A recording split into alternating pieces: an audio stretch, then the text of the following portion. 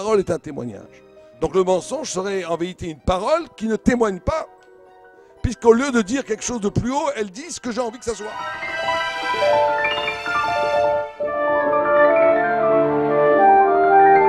Donc être juif, c'est témoigner de quelque chose, et puis de transmettre ce témoignage de génération en génération. La fonction que nous avons en tant que juifs d'être le peuple témoin, faire un faux témoignage, c'est donc porter atteinte à ce qui fait l'essence même d'Israël, et c'est sans doute pour ça que ça fait partie des 10 commandements.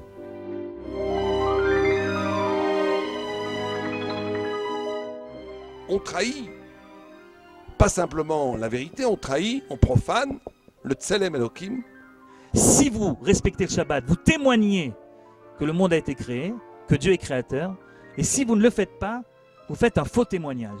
C'est que la foi juive est basée essentiellement sur un événement de vérité qui s'est inscrit génétiquement dans leur mémoire sensorielle.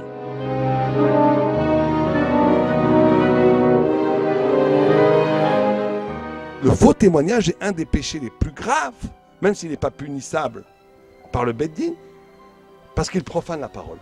Lorsqu'on parle de parole, on atteint quelque chose de beaucoup plus essentiel que lorsqu'on était dans le domaine uniquement de l'acte, qui reste quelque chose d'extérieur à nous-mêmes. Parce que la Torah est là, est censée te modifier, te bouleverser, te changer.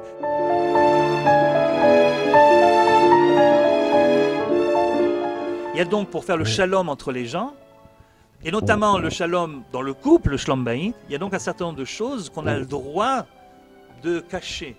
Ce que Dieu veut que je fasse, je vais le faire, malgré toutes les forces naturelles qui me poussent à faire le contraire. Là, je témoigne d'une réalité divine, au-delà de la matière, qui fait que je suis le témoin de Dieu.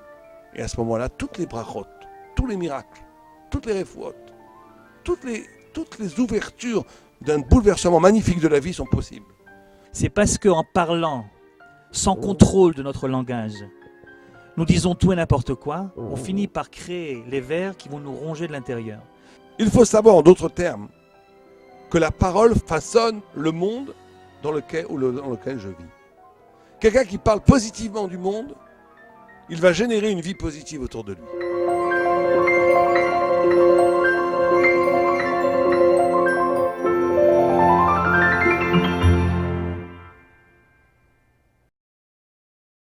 Bien, bonsoir.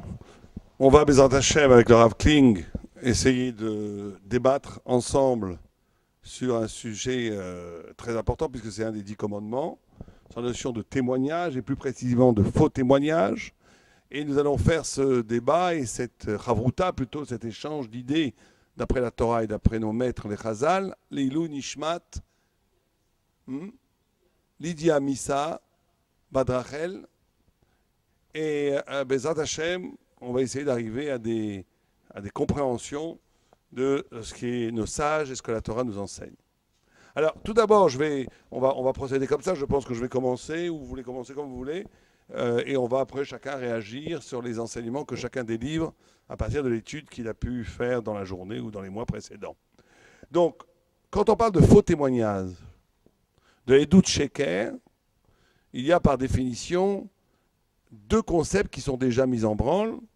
Un premier, celui de témoignage. Il faut se comprendre qu'est-ce que c'est le témoignage dans la Torah. Et un deuxième, celui de sheker, celui de mensonge. Et là aussi, il faut comprendre qu'est-ce que c'est que ce terme de mensonge. Et il faut bien comprendre que si la Torah a mis dans les 10 commandements qui sont la quintessence de la Torah, les Rishonim disent que dans les 10 commandements, on peut retrouver, qui ne sont pas d'ailleurs des commandements, qui sont des dvarim, qui sont des paroles, qui sont plus que des commandements. Ce n'est pas des tzivouilles. Tzivouille, c'est un commandement extérieur. Alors que les 10 commandements, c'est charut à la luchot, al tikra charut à la cherut. C'est-à-dire que les 10 commandements représentent la liberté absolue de l'identité du peuple d'Israël. Liberté comprise comme l'identité réelle, n'est libre que celui qui est lui-même. Donc quand on dit charut à la luchot, al tikra charut à la cherut, c'est-à-dire que dans les 10 commandements, il y a le secret profond de qu'est-ce que c'est être un homme, de qu'est-ce que c'est être un juif, de qu'est-ce que c'est être Israël au sens, dans la plénitude la plus libre de l'identité d'Israël. Et quand dans un des Esser d'Avar, quand dans un des 10 paroles prononcées au Sinaï, il est énoncé l'interdiction de faire un faux témoignage, c'est-à-dire que bien au-delà de la morale, bien au-delà de l'interdit, ce faux témoignage représente l'essence même, en tout cas un des 10 degrés de l'essence même de ce que c'est être un homme, être un juif, être Israël. Et donc ces deux termes ne sont pas posés bien sûr par hasard, c'est que la vérité est toujours un témoignage, et témoigner c'est un événement de vérité, et c'est ça qu'il faut comprendre. En quoi, pour être juif, il nous est demandé de témoigner. Il ne peut pas y avoir de parole, de témoignage, de parole qui ne soit pas en vérité une vraie parole, qui ne soit pas un témoignage. Toute vraie parole est un témoignage. Alors c'est quoi la édoute? La édoute, aide de quoi? La parole de vérité, contrairement au faux témoignage, c'est une parole qui est considérée comme le reflet de quelque chose qui dépasse l'événement de la parole. Je poserai cela comme presque axiome de qu'est-ce que c'est témoigner. C'est que le témoignage des témoignages, que s'il est capable d'exprimer une parole qui formule infiniment plus que ce qu'elle dit. Vous savez que le peuple juif est comparé à la lune, parce que la lune n'a pas sa propre lumière. La lune est le reflet du soleil. Donc ça veut dire que témoigner, c'est la capacité de dire une parole qui reflète infiniment plus que la capacité que j'ai de dire cette parole. Et le faux témoignage serait peut-être de ne dire qu'une parole qui ne dit que ce que je suis moi, qui ne dit que ce que je sais, qui n'est pas capable dans la parole de répercuter un horizon du sensé, un horizon de l'intelligibilité, un horizon de la vérité, qui est plus grande que ma capacité immédiate de comprendre. Vous savez que quand on étudie la Torah, toute la Torah pourrait presque, non pas se résumer, mais commencer à être réfléchie et pensée à partir de cette idée du surplus, du méod. Adam, c'est l'anagramme du mot méod. Méod, ça veut dire plus. Ça veut dire que l'homme est homme, et l'homme ne peut être homme que parce qu'il est capable de rentrer en relation avec quelqu'un qui fait éclater ses limites, qui le fait témoigner de quelque chose de plus haut, de plus grand.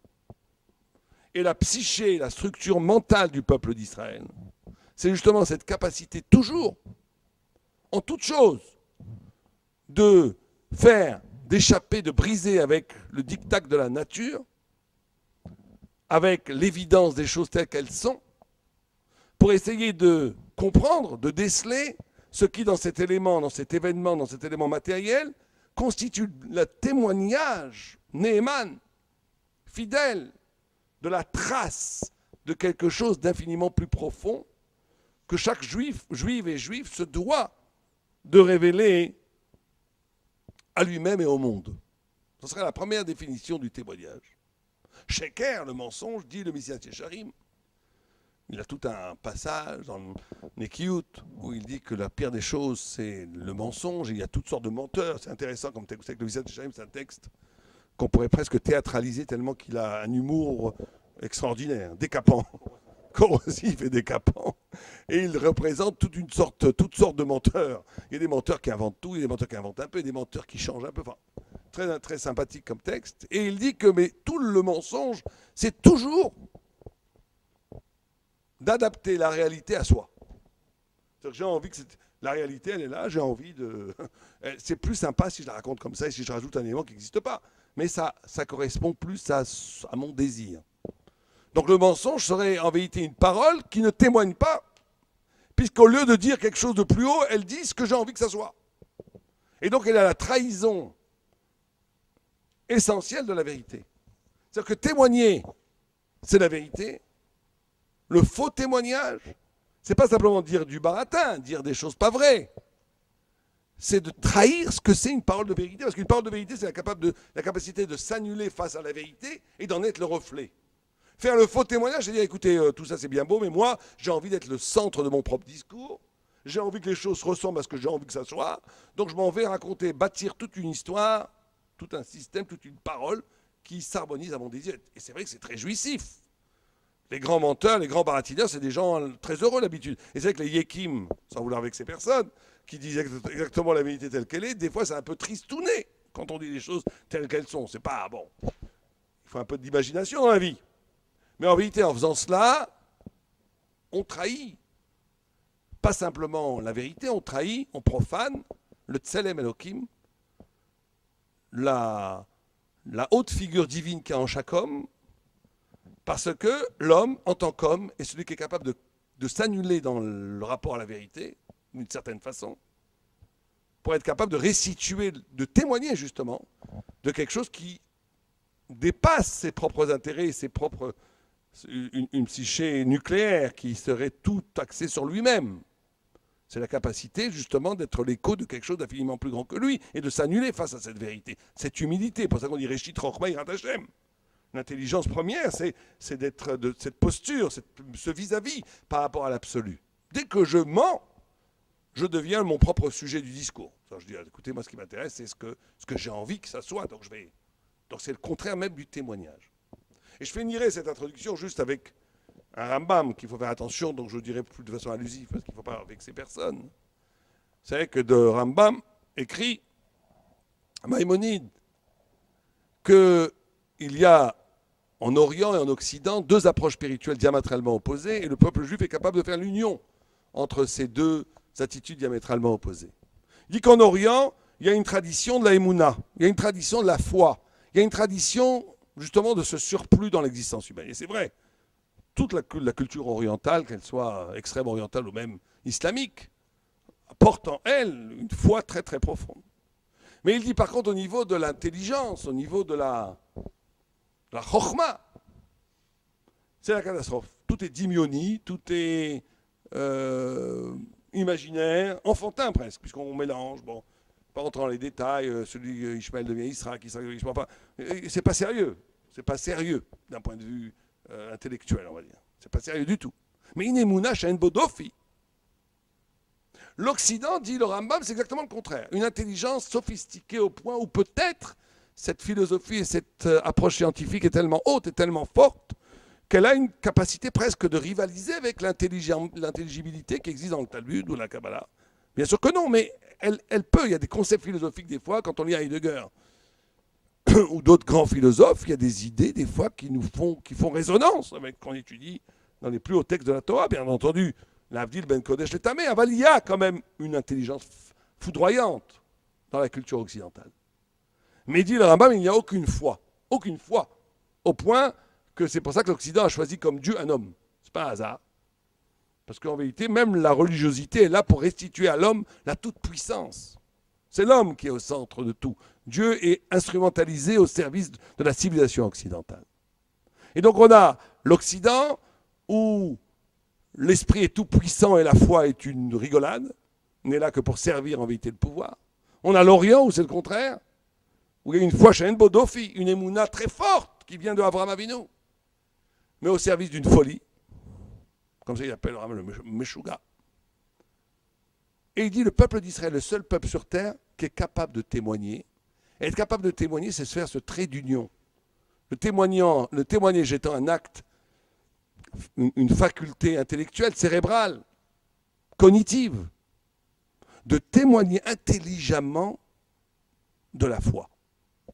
Et ça serait ça l'essence même du témoignage. C'est-à-dire ne pas que la foi, la émouna, ne vient pas sacrifier l'intelligence, que l'intelligence ne vient pas sacrifier la émouna, mais qu'au contraire, chaque concept magnifie, chaque concept trouvé par l'étude de la Torah notamment, magnifie et forte et vivifie la émouna qui devient une émouna intelligente.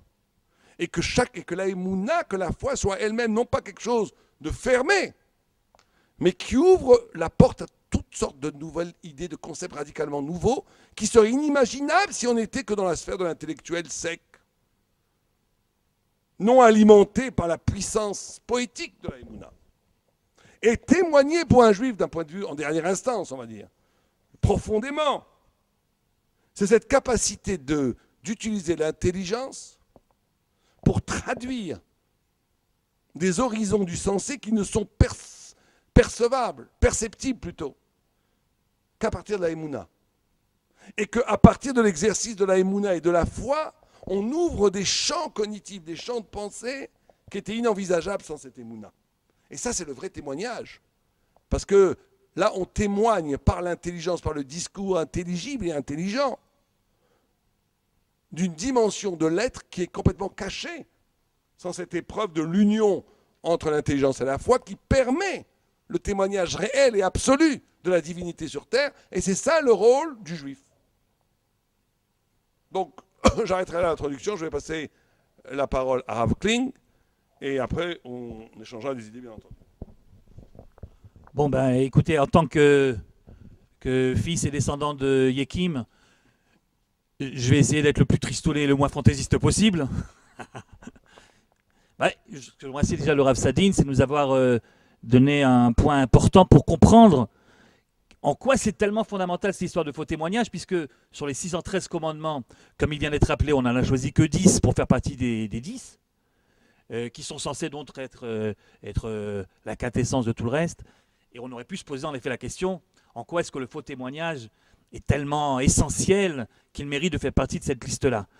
Et le regard original que vient de nous donner le Rav Sadin nous permet de comprendre en effet que c'est peut-être là qu'il faut choisir, qu'il faut trouver la véritable spécificité de la foi juive. Et je vais aller un petit peu dans le même sens, mais peut-être en replaçant ça dans le contexte des Aseret HaDibrot, des 10 commandements eux-mêmes. J'ai l'impression que c'est un petit peu la série des 10 commandements de ce qu'on est en train de faire. Ben, ça tombera bien. Alors, donc c'est en effet le 9e, donc l'histoire du faux témoignage. C'est le 9e. Et alors, comme vous le savez, il y a une possibilité de lire les 10 commandements à l'horizontale également, et pas seulement à la verticale comme on le fait d'habitude. Bon, c'est Rashi qui développe l'idée dans un commentaire de Shir HaShirim. Il nous dit, c'est pas pour rien qu'il y en a 5 ici et 5 là. Si vous voulez coller les deux tables, ça fait également des lignes, 5 lignes. Et de chacune de ces 5 lignes, on peut apprendre énormément de choses. Je ne ferai pas toute la dissertation que fait Rashi là-bas, qui est très intéressante. Mais juste en ce qui nous concerne. Donc par exemple, Anochi Hashem Elokecha, je suis l'Éternel ton Dieu, se trouve en face de tu ne tueras pas. Alors évidemment, là c'est facile. On ne tue pas parce que chez nous, si on ne tue pas, c'est parce que en tuant, on enlève une partie de la divinité qu'il y a dans le monde. Puisque nous sommes tous porteurs de divinité, donc Tselem Elohim. Et donc quand tu tues quelqu'un, comme on dit Rashi là-bas, tu fais tomber un petit peu de l'intensité divine qu'il y a dans le monde entier. Et c'est la raison pour laquelle l'un se trouve en face de l'autre. Parce qu'on aurait pu croire en effet que si on ne tue pas, c'est parce que, imaginez une société où on avait le droit de tuer. C'est une société qui s'autodétruit, bien sûr. Alors par égoïsme, simplement, la société aurait donc interdit le meurtre, parce que si le meurtre est autorisé, ben, je ne peux pas faire une affaire avec vous, je ne peux pas m'associer à vous, puisque demain vous pouvez me tuer ou moi je peux vous tuer, donc il n'y a rien qui est possible. Et donc simplement pour s'autoprotéger, la société aurait interdit le meurtre. C'est possible, c'est d'ailleurs le cas en général dans la plupart de nos sociétés. Mais chez les Juifs, non. Chez les Juifs, si c'est interdit de tuer, l'otir tsar, c'est parce qu'en face, c'est Anochi Hashem Elokecha, c'est parce qu'il y a quelque chose de profondément anti-divin dans le fait d'enlever un petit peu de divinité qu'il y a dans le monde en tuant quelqu'un d'autre. Voyez, donc c'est un petit peu les 5 enseignements, donc ligne après ligne, que nous fait Rashi là-bas dans ce fameux commentaire sur Shir HaShirim. Et bien quand il arrive à la 9e, évidemment il regarde ce qui se passe en face, et en face, donc c'est le 4e en face. Et le 4e c'est quoi? Ah ouais, d'accord. C'est le Shabbat bien sûr. Et le 4e c'est le Shabbat. Donc le Shabbat se trouve en face de l'interdiction du faux témoignage. Et Rashi dira, c'est parce que tout celui qui respecte le Shabbat accomplit un véritable témoignage, un témoignage d'authenticité, alors que celui qui le transgresse commettrait un faux témoignage, puisque c'est comme s'il témoignait que Dieu n'a pas créé le monde. Voilà ce que dit Rashi. En disant cela, Rashi, tout simplement, reprend une idée très très connue concernant le Shabbat, que le Shabbat, c'est pas seulement la volonté que nous avons de calquer notre attitude sur celle de Dieu, mais c'est carrément de venir témoigner que Dieu a créé le monde. Le Shabbat est considéré comme un témoignage. Sauf que si les mots ont un sens, c'est dur de dire que quelqu'un peut témoigner de la création du monde, puisque par définition, au moment où le monde a été créé, il n'y avait personne pour en témoigner. Témoigner, ça veut dire être présent, voir quelque chose, et ensuite en faire part à ceux qui n'étaient pas là. Mais si personne n'était là, si au début il y avait Tohu Vavohu, c'est très compliqué de témoigner de la création du monde. Alors, faire le Shabbat, c'est témoigner. Non, tu n'avais qu'à dire faire le Shabbat, c'est avoir la foi que Dieu a créé le monde, avoir la Emouna. Il y a plusieurs théories, comment se fait-il que le monde existe. toutes sortes de théories, plus ou moins scientifiques, et vient le judaïsme, il dit, moi j'en ai une autre de théorie, si le monde est là, c'est que Dieu l'a créé. Et les juifs sont là pour faire connaître cette théorie au monde entier. Mais il ne dit pas que c'est un témoignage, il dit que c'est une manière de voir les choses, mais pourquoi un témoignage ? Et il faut bien comprendre que lier le Shabbat au véritable témoignage, c'est quelque chose qui est entré même dans la halakha. C'est une idée qui est très très juive, ça, que le Shabbat c'est un témoignage. C'est la raison pour laquelle vous avez déjà remarqué, je suppose que lorsqu'on prie au Beth Knesset le vendredi soir, il y a toujours des gens qui vont plus vite que d'autres et des gens qui vont plus doucement que d'autres, parce qu'ils ont plus de kavana apparemment. Et alors ils font un shalom, ils terminent leur amida, alors que tout le monde a déjà terminé et que le chazan a déjà repris ce qu'on appelle la chazara, la répétition, qui n'en est pas vraiment une pour Erev Shabbat, mais enfin une sorte de chazara. Or, elle commence comment ? La répétition de Erev Shabbat, elle commence par Vaychulu Hashamayim Va'aretz, c'est-à-dire les versets qui témoignent en effet que Dieu a terminé la création du monde. Or, si vous avez bien remarqué, les femmes, comme vous voyez un petit peu de ce côté-là, ou d'en haut, ou les hommes, si vous regardez autour de vous, alors un type qui a terminé plus tard que les autres, si c'est un Ben Torah, au lieu de dire tout seul Vaychulu Hashamayim Va'aretz, il va voir son copain et lui dit j'ai pas dit Vaychulu, tu peux le dire avec moi ? Et alors son copain le dit avec lui. Pourquoi est-ce qu'on est obligé de dire Vaychulu Hashamayim Va'aretz à deux ? C'est parce que on ne témoigne pas seul. Il faut être deux pour témoigner. Donc vous voyez que même la halakha, en tout cas les minagim de halakha, sont servis de cette idée pour nous enseigner qu'il y a dans le Shabbat une forme de témoignage. C'est sans doute aussi la raison pour laquelle, lorsqu'on fait le kiddush à la maison, on le fait debout, etc. etc. Mais le fait de dire que la Gemara reprend l'idée de Rashi, ou plutôt que Rashi reprend l'idée de la halakha, ça n'explique pas encore comment c'est possible. Comment est-ce qu'on peut sérieusement dire que nous témoignons que Dieu a créé le monde ? Ça veut dire quoi, ça ? Et vous allez voir que répondre à cette question, c'est comprendre davantage qu'est-ce que c'est qu'être un peuple témoin et pourquoi le faux témoignage fait partie des Isurim Chamurim, tellement chamour, tellement grave que ça fait partie des Aseret HaDibrot. Ce qui se passe, c'est que Akadosh Baruch Hu décide de nous sortir d'Égypte à un moment. Et au moment où il décide de nous sortir d'Égypte, comme il sait qu'il ne va pas le faire tous les lundis et jeudis du mois, la sortie d'Égypte, il le fait une fois dans l'histoire et puis voilà. Alors il profite de la sortie d'Égypte pour nous montrer en passant un certain nombre de choses, un certain nombre de vérités le concernant, qui vont devenir nos principes de foi. Autrement dit, en sortant d'Égypte, nous assistons, nos ancêtres assistent à un certain nombre de phénomènes divins desquels ils vont pouvoir ensuite témoigner. C'est ce que nous faisons donc chaque année à Pessah. Et en racontant le récit, on témoigne, ou plutôt on transmet le témoignage que nous avons reçu de nos pères à la génération qui suit. Pourquoi ? Parce que comme Dieu sait très bien qu'il va nous demander une certaine conduite très particulière, puisque la Torah va nous être donnée quelques jours, quelques mois après, alors il ne veut pas nous donner une Torah sans que nous ayons vu, sans que nous soyons devenus témoins d'un certain nombre de principes qu'on va appeler les principes de la foi juive, de la émouna juive. Si vous regardez bien les diplés, par exemple, vous voyez que régulièrement là-bas, dans les diplés, on vous dit en passant « Bezot Teda » qui Ani Hashem. Ainsi tu sauras que j'existe. Ou alors, par là tu sauras que je suis Dieu qui intervient dans le monde. Qui Ani Hashem Bekerev Haaretz. Ou alors, ainsi tu sauras qui en kamoni bechol haaretz, que je suis le seul à pouvoir intervenir. C'est-à-dire l'existence de Dieu.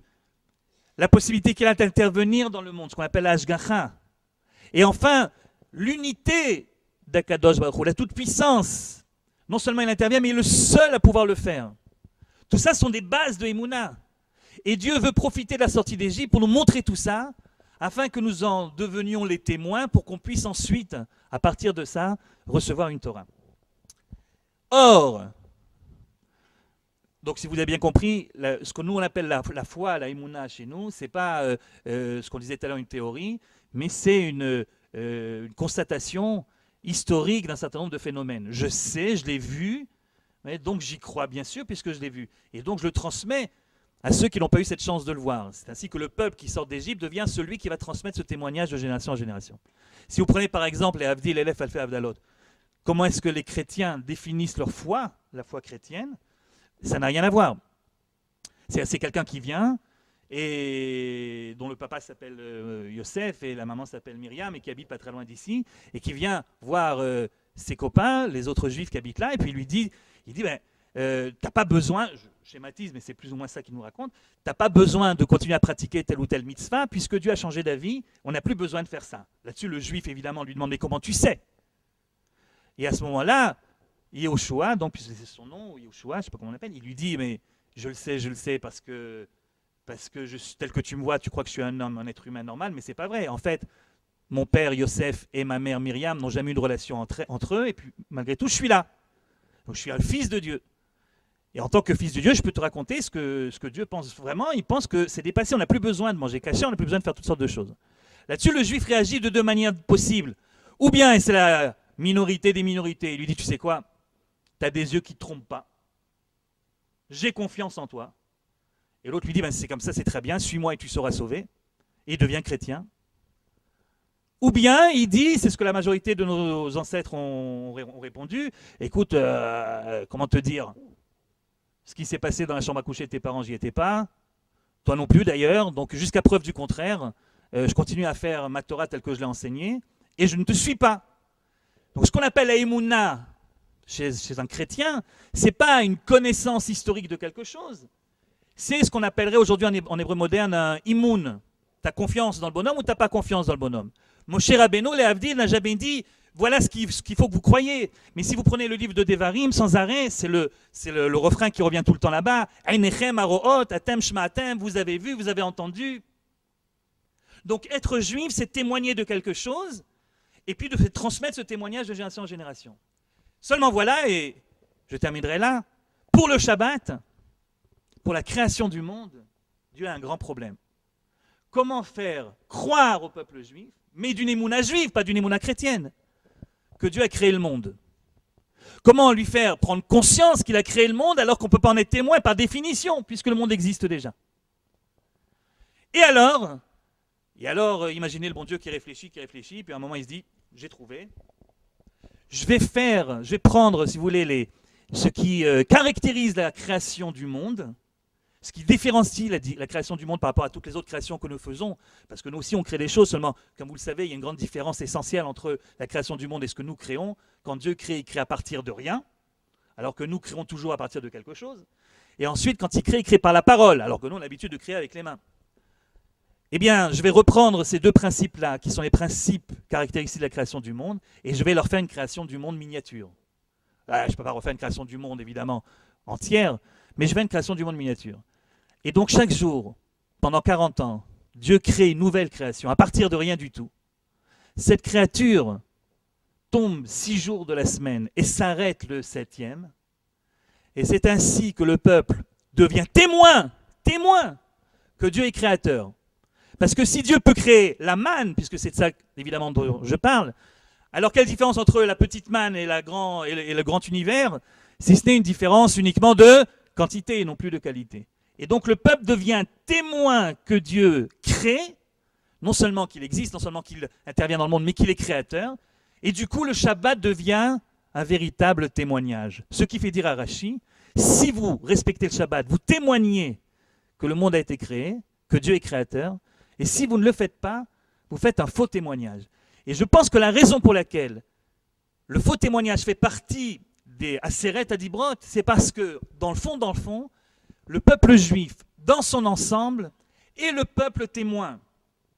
Et que le but d'Israël, ce n'est pas d'apprendre au monde une nouvelle théorie possible sur les origines du monde, ou bien même sur les valeurs morales à respecter, une théorie qu'on peut ou pas accepter, mais de se présenter en tant que peuple témoin et de dire, voilà, moi je sais, pas je crois, je sais parce que je l'ai vu. Et voilà ce que j'ai vu 1, 2, 3, 4, 5, et c'est pour ça que je suis là pour vous le transmettre. Refuser la fonction que nous avons en tant que juifs d'être le peuple témoin, faire un faux témoignage, c'est donc porter atteinte à ce qui fait l'essence même d'Israël, et c'est sans doute pour ça que ça fait partie des 10 commandements. Alors, comme on a dit, je vais un petit peu rebondir sur ce que ça dit Rav Kling. Deux choses avant d'aborder un autre aspect du faux témoignage. C'est très intéressant de ce que vous dites parce qu'elle me renvoie à 2 commentaires que j'avais lus dans le Ramban, dans Nachmanide, dans Parashat Bo. Un, c'est tout à fait extraordinaire, vous savez, d'un point de vue historique, quand on parle de l'histoire, extraordinaire. C'est un phénomène qui n'est pas étudié tellement dans les universités, et c'est pas, d'après moi, c'est pas du tout innocent, parce que les gens qui étudieraient ce sujet se convertiraient en masse au judaïsme. C'est que on n'a jamais vu dans toute l'histoire de l'humanité, un peuple qui a autant modifié l'identité de toute l'humanité. Enlevez le judaïsme de l'histoire de l'humanité, enlevez le judaïsme, si on est un peu honnête. On enlève l'histoire de l'humanité, je dis. Hein. Le judaïsme, on a une humanité qui sera différente pour chacun des 6 milliards d'habitants d'aujourd'hui et pour les milliards d'habitants qui ont déjà succombé dans l'histoire. Il n'y a pas de judaïsme, il n'y a pas de christianisme. Donc c'est toute l'histoire de l'Occident qui en est complètement modifiée. Il n'y a pas non plus d'islam, puisque l'islam vient directement du Tanakh. Et bon, il y a des recherches où même les croyances extrême-orientales, comme le brahmanisme, qui était la source de l'hindouisme et du bouddhisme, qui est bien plus ancien, viendraient des cadeaux qu'Abraham a fait à ses 6 enfants qu'il a envoyés à l'Est. C'est pour ça que ça s'appelle le brahmanisme, ça vient de Abraham, et que la déesse, que je ne veux pas prononcer son nom, c'est une déviation de Sarah. Il faut rajouter un yud à la fin, et tout le monde connaît cette déesse. C'est une déesse idolâtre, mais qui vient de Sarah. Et donc, le monde entier. Et donc, on voit que... Et d'un autre côté, ce qui est extraordinaire, c'est que le judaïsme est la religion la moins connue dans toutes les revues. Donc quand vous voyez des gens qui font, par exemple, des revues sur l'hindouisme, sur des choses qui sont dites, qui font demander, qui sont censées. Alors que vous avez une sorte de méconnaissance radicale, presque ontologique, presque essentielle. Le judaïsme est toujours étranger aux yeux même des chercheurs dans les universités. Alors que ça se vend bien pour chez les juifs. Mais même quand ça se vend chez les non-juifs, c'est toujours une preuve pour le christianisme ou des sources dans le christianisme. Mais il y a une sorte de paradoxe incroyable. C'est que le judaïsme est à la base de toutes les cultures mondiales et surtout occidentales et islamiques, c'est évident. Et d'un autre côté, il y a une méconnaissance radicale. Un gars, vous mettez les films devant lui, vous dites, mais qu'est-ce que c'est très étrange, ça. Comme Aman qui disait, tu as un peuple différent de tous tes peuples, alors qu'Ahasverosh était la tête de 127 peuples différents. On est toujours la différence, l'anomalie, l'étrangeté. C'est pas normal. On n'est pas normal aux yeux de la conscience universelle. Alors qu'on est à la source même de l'universel. Et je pense, il y avait Lénine pour voler un peu. Lénine disait le marxisme, il avait tort. Le marxisme est tout puissant tout simplement parce qu'il est vrai. Mais l'idée est vraie. La Torah est toute puissante. Et elle peut modifier le monde entier tout simplement parce qu'elle est vraie. Le témoignage qu'Israël, le fait que le peuple juif témoigne de ce qu'il a vu, comme le Rav King l'a dit, au mont Sinaï, tous les miracles, ce témoignage n'est pas simplement un témoignage historique de ce qui s'est passé à l'époque. C'est qu'il porte en lui un rapport à la vérité qui est tellement fort qu'elle structure et modifie toutes les cultures où qu'elles soient, et la réalité humaine où qu'elle soit. Mais d'un autre côté, comme elle est de l'ordre de la vérité, de l'indicible, de l'au-delà de l'être, et que les non-juifs vivent dans le présent, dans l'être, dans la matière. C'est ça la grande différence entre la Torah et la culture. La culture, c'est un reflet humain, ça veut dire une façon de transcender, de sublimer la nature. Alors que le peuple juif est dépositaire d'une intelligence qui est purement divine. Et donc c'est étranger radicalement. Et donc il y a les deux, cette ambivalence au même instant. Le même Rambam dit aussi qu'il rapporte ce que Rav King a dit, en disant que la différence entre la foi juive et les autres foi, c'est que la foi juive, on a vu. On a vu. C'est King qui rapporte ce que le Rambam a dit. Oui, Rav King rapporte ce que le Rambam a dit, mais on ne sait jamais, c'est dans un Gilgul précédent. Et donc, mais il pose une question. Il dit très bien ça, c'est vrai pour nos ancêtres. Ils ont vu. Mais les enfants, ils n'ont pas vu.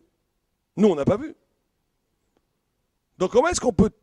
En tout cas, le Ramban commence, Nachmanide commence en disant la différence entre la foi juive et toutes les autres foi, c'est que la foi juive est basée essentiellement sur un événement de vérité qui s'est inscrit génétiquement dans leur mémoire sensorielle. Alors que toutes les autres fois, c'est quelqu'un qui est arrivé d'une montagne, qui a raconté quelque chose, on y adhère, on n'y adhère pas. Donc ça, c'est Enbodofi, on ne peut pas contredire, c'est ça le témoignage. Un témoignage doit avoir vu. Si quelqu'un dit « je suis sûr de quelque chose » et qu'il va témoigner, même si c'est vrai, il est passible de faux témoignages. Un témoin doit avoir vu. Et donc nous, on a vu. Mais le Rambam a une couchia, une question, il dit, d'accord, eux, ils ont vu nos ancêtres, d'accord, je veux bien le croire. Mais on retombe dans le problème, je dois croire que mes ancêtres ont vu, donc c'est plus du témoignage, ça. C'est une foi comme la foi chrétienne, je crois. Et il dit non. Il dit, comme eux, ils ont vu, et que cette foi est passée du père au fils, et un père ne mentira jamais à son fils, donc c'est comme s'ils avaient vu, ce qui est incompréhensible. Parce qu'en vérité, on est dans la couche dans la question de dire, eux, ils ont vu, mais nous, on n'a pas vu. Et donc, nous, la foi juive, c'est pas une question de... C'est une question d'évidence, il y a une évidence absolue. Et après, on pose une question, on dit, oui, mais eux, ils ont vu, nous, on n'a pas vu. On dit, oui, mais le père va raconter à son fils, il ne va pas mentir à son fils. Et là, on dit, on rentre dans des considérations qui ne sont pas forcément vraies. On voit plein de parents qui mentent à leur fils. Donc, qu'est-ce que veut dire le Rambam par là? Il veut dire une chose extraordinaire. Il y a un des socles de la pratique spirituelle juive. C'est qu'en vérité, la relation du fils et du père, c'est Sinaï. C'est Sinaï. On est capable, le peuple juif est capable de réinventer dans l'exercice quotidien de sa spiritualité des événements historiques qu'on croit historiques, mais qui sont en vérité essentiels, ontologiques, qui existent là et qui suffit simplement de percevoir. Un homme très spirituel est capable ce soir d'écouter les flammes du Sinaï. Un homme très très très spirituel est capable ce soir d'écouter les bruits de la création du monde. Un prophète, s'il pouvait écouter, il serait capable d'écouter toutes sortes de choses qui ont déjà eu lieu, mais qui sont toujours en cours. Vous savez qu'en hébreu, il y a une des merveilles de la langue hébraïque, c'est le vav conversif. Le vav peut être un futur, peut être un passé, et un basculement comme ça du vav, parce que ce qui a déjà eu lieu n'a peut-être pas encore eu lieu vraiment, et ce qui va avoir lieu a déjà eu lieu. Ce qu'on appelle l'anticipation. Le peuple juif est capable d'anticiper la venue du Messie quand il vit un Yom Tov total. Un juif est capable d'anticiper le monde futur quand il vit un Shabbat totalement. La sortie d'Égypte, quand on fait Pessah, ce n'est pas les anciens combattants qu'on se rappelle qu'on est sorti d'Égypte. On sort d'Égypte. Il y a une actualisation possible. Or, la relation père-fils, essentiellement, je dis, elle est basée sur une confiance absolue qui est l'égale du Sinaï. Ça veut dire quoi? Qu'est-ce que veut nous dire le Ramban par là? Vous savez qu'il y a une grande question qui est posée, pas que par nous, aussi par les philosophes, qui est que toute connaissance, par définition, elle est référentielle. Je ne connais quelque chose que parce que je fais une référence à quelque chose que je connais déjà. Imaginez que j'amène de la planète, pas Mars, parce qu'on a vu qu'il n'y a pas grand-chose sur Mars, mais d'une autre galaxie, on va dire, un objet qui n'aurait aucune relation avec ce qu'on connaît ici. Qui n'aurait pas de référence, de point commun avec ce qu'on connaît dans notre Terre. Qu'est-ce qui se passerait? Imaginez que je vous apporterais un objet qui n'aurait aucun point de rapport avec tout ce qu'on connaît ici. Qu'est-ce qui se passerait? D'après vous? Il se passerait quoi? On ne le verrait même pas, puisqu'on n'aurait pas de point commun pour l'appréhender. Chaque connaissance, ça passe comment? Par exemple, si quelqu'un n'a jamais vu un tonneau, ou un verre, il n'a jamais vu un verre, il verrait un verre, il dirait, tiens, c'est pas un tonneau, ça c'est plus petit qu'un tonneau, c'est pas non plus une bouteille, parce que c'est droit. Et il ferait des associations d'idées, ce qu'on appelle en hébreu le chilouk et le dimion. Le Ramchal, il dit que toute l'intelligence, c'est toujours deux mouvements, séparation, association. Réfléchir, c'est toujours de dire, tiens, je croyais que c'était la même chose, c'est pas exactement la même chose. Ou je croyais que c'était différent, en réalité, ça se ressemble. Quand on étudie, on fait que ça tout le temps. On a une kushia, deux choses qu'on croyait que c'est la même chose. C'est deux lois différentes. On dit, mais non, t'as rien compris, c'est pas la même chose. Zvedinim, c'est deux dîmes. Ou bien tu croyais que c'était la même loi, que c'est deux choses différentes. T'as rien compris, en vérité, il y a un lien profond entre les deux choses, etc., etc. La connaissance, c'est toujours d'associer des choses, de découvrir quelque chose de nouveau à partir de ce que tu connais déjà. La question qu'il faut se poser dans ce cas-là, mais alors, quelle est la première connaissance? Le bébé, comment il peut connaître? Le bébé, comment il fait pour commencer à connaître quelque chose puis qu'il n'a aucune référence? Par quoi ça commence? Dit le Ramban, en d'autres mots, qu'en vérité, le bébé, la première connaissance qu'on a, c'est sa présence à soi face à Dieu. Sa présence à soi. Ça, il n'y a pas besoin de la prouver. C'est pas Le fait que j'existe n'est pas quelque chose qui doit être démontré. Il est une évidence. Or, dit le Rambam, la foi juive, c'est de croire en Dieu à ce niveau d'évidence-là. Quelqu'un qui croirait en Dieu en disant c'est logique que Dieu existe, c'est logique. Tout ça n'a pas pu apparaître tout seul. Ça serait la foi pré-sinaïque. Ce serait la foi qu'Abraham appréhendait au début, mais ce ne serait pas la foi juive. La foi juive, c'est qu'il y a une évidence totale. Le même degré d'évidence que j'existe. Il y a le même degré d'évidence que Dieu existe. C'est quelque chose qui n'est pas référentiel, qui existe en soi. Or, le rapport qu'un enfant a avec son père, tant qu'il n'est pas trahi, c'est un rapport de cette force-là. C'est un rapport de cette force-là. La tradition du Mont Sinaï, c'est qu'à travers l'expérience du rapport humain entre un père et un fils, on peut passer le Sinaï lui-même. Parce que le niveau de Emouna qu'un enfant de 3 ans, vous lui dites, son père lui dit, il y a un tigre dans le placard, il va y croire 100%. Il va y croire 100%. Il n'a pas de doute, il a la Emouna. Il a une évidence. C'est pour ça qu'il ne faut jamais trahir ses enfants, parce que quand on trahit ses enfants, après, ils ne croient plus. Ils ont besoin de preuves. Ils ont dit, écoutez, il ne faut jamais le faire. Il y a une évidence comme ça. Et la Emouna passe par ça, passe par cette chose-là. Alors, juste pour... Non, Abraham Avinu était un païen au début. Il a commencé à réfléchir, et par un raisonnement associatif, de causalité, de prédicat, il est arrivé à dire, il y a forcément... Mais après, il a dépassé ce niveau de croyance. Il y a eu l'évidence de la proximité de Dieu. C'est pour ça que le mont Sinaï, c'est plus Abraham Avinu. Abraham Avinu, avant, n'était pas juif. Abraham Avinu n'était pas juif. Le judaïsme naît au point où certains commentateurs se permettent de poser la question comment ça se fait qu'Abraham Avinu faisait Shabbat. Un non-juif n'a pas le droit de faire Shabbat. Bon, ce n'est pas des vraies questions parce qu'en fait, ils ont bâti l'identité juive de façon singulière. Donc à cette époque-là, il n'y avait pas cette loi qu'un non-juif n'a pas le droit de faire Shabbat. Une autre facette le Sforno, sur le 9e commandement, dit que le faux témoignage, ce n'est pas simplement témoigner. C'est tout. Kol haoler achil ve'omer le lashon hara. Tout celui qui dit du lashon hara. Et là, chez Ikar, Edut Sheker, Ibru Babezdin, car il dit dans le Beddin. C'est-à-dire que là, on touche aussi à une question fondamentale, qui est la question de la parole. Vous savez qu'il y a une chose de très curieuse. Quand on ouvre le Talmud, ça va peut-être choquer certaines personnes, mais c'est comme ça. C'est la vérité talmudique. Si je vous demandais, est-ce que vous préférez passer la soirée avec un prix Nobel de littérature qui ne croit pas en Dieu, ou avec quelqu'un qui a tué 3 grands-mères à coups de hache? Voilà, la réponse est claire, vous préférez quand même le prix Nobel, c'est plus sympathique. Or, il y a une hiérarchie dans le Talmud sur les fautes les plus graves. Vous savez que dans la Kabbalah, on a ce qu'on appelle Naran. Naran, ça veut dire Neshama, Ruach, Nefesh. Neshama, c'est au niveau de la pensée.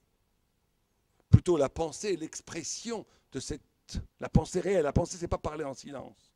La pensée, c'est la capacité de capter des concepts qui contiennent une puissance infinie. C'est ça vraiment, penser. Ça, c'est le siège de la pensée, c'est la Neshama, c'est l'âme. Après, on a le Ruach. Ruach, un homme est connu sur le roi, comment il parle, c'est la parole. Et après, plus bas, on a le Nefesh, qui est l'énergie spirituelle qui me permet de faire des actes. Donc on a pensée, parole, acte.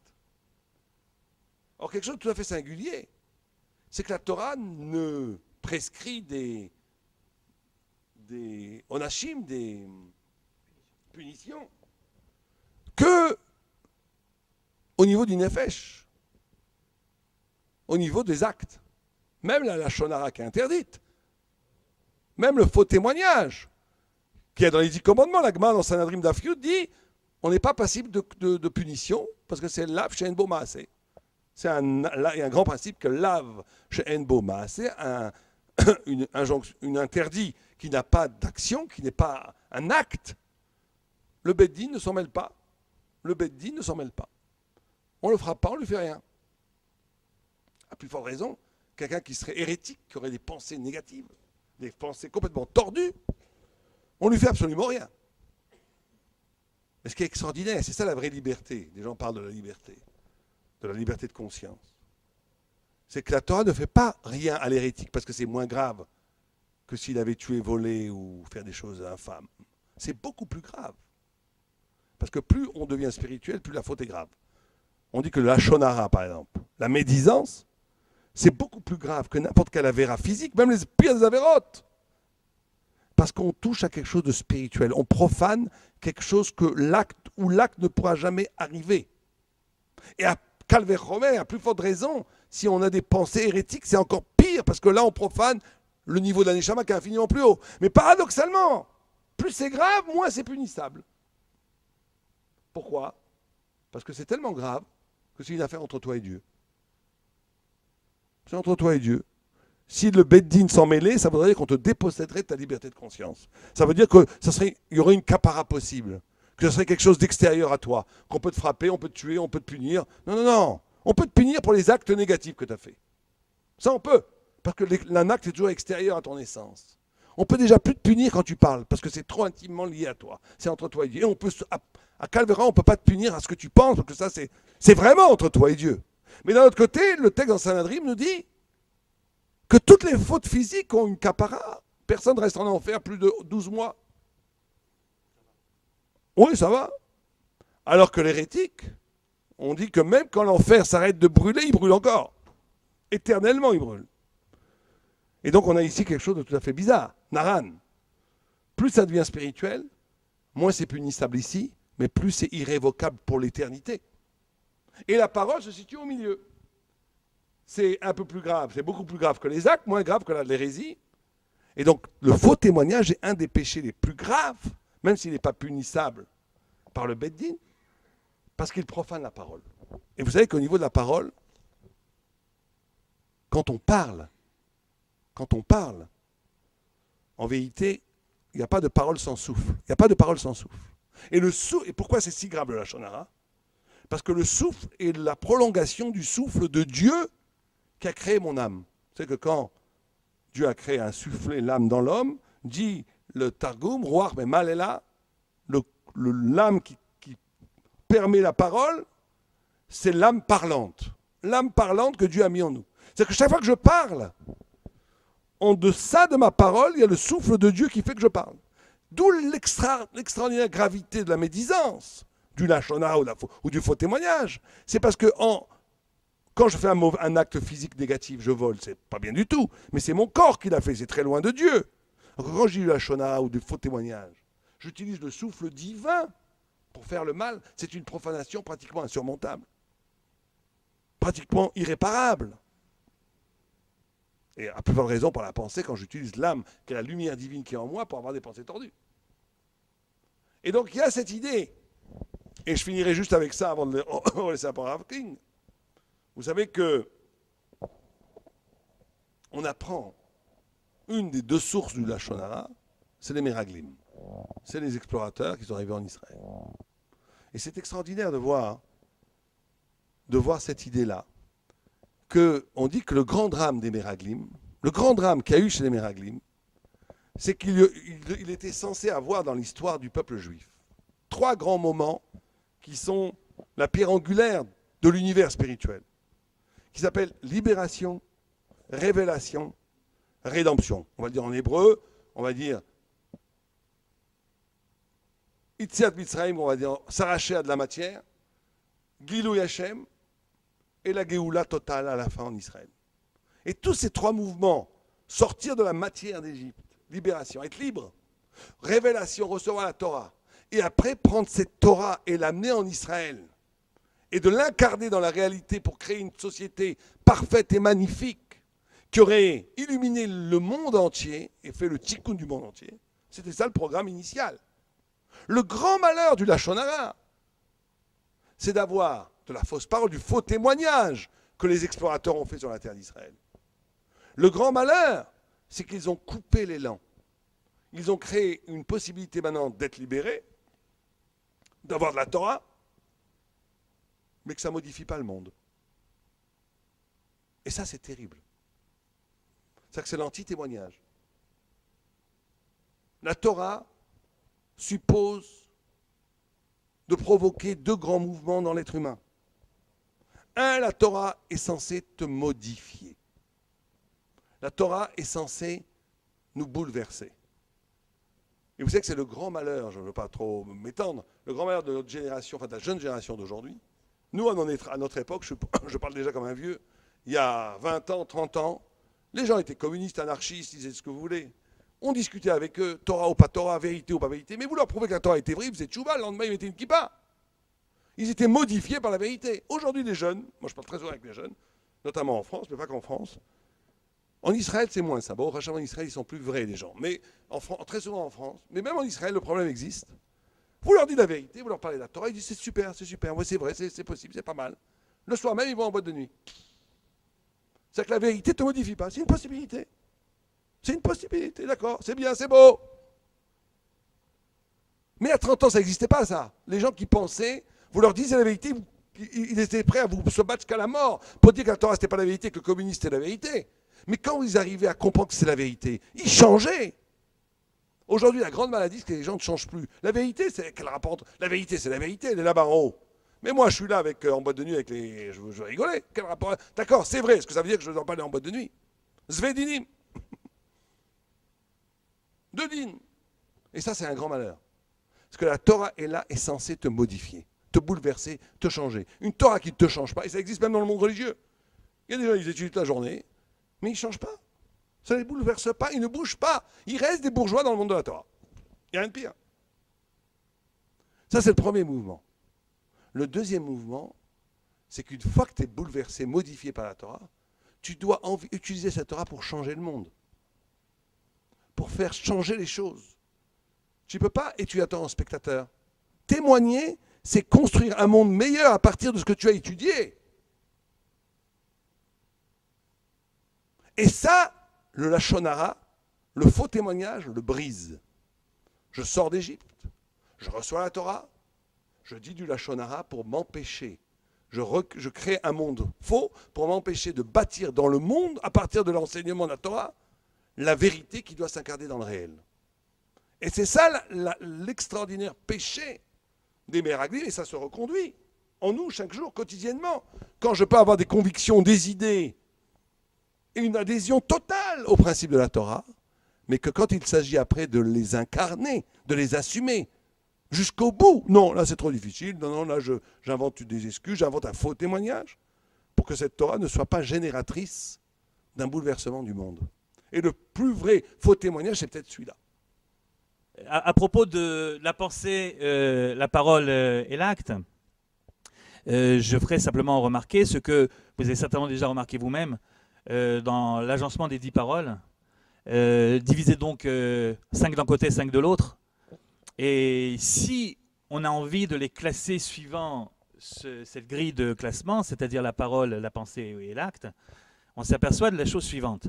Si vous prenez la première table, celle qui est censée régir les relations entre l'homme et son créateur, et l'homme et Dieu, alors ça commence par une mitzvah, si c'en est une, qui est une mitzvah liée à la pensée, bien sûr. Anochi Hashem Elokecha, si c'est une mitzvah, je suis l'Éternel ton Dieu, la mitzvah consiste à croire. Je sais bien que tout le monde n'est pas d'accord que c'est une mitzvah, mais certains, et non des moindres, pensent que c'en est une. En tout cas, si c'en est une, la mitzvah consiste à avoir conscience de l'existence d'un Dieu.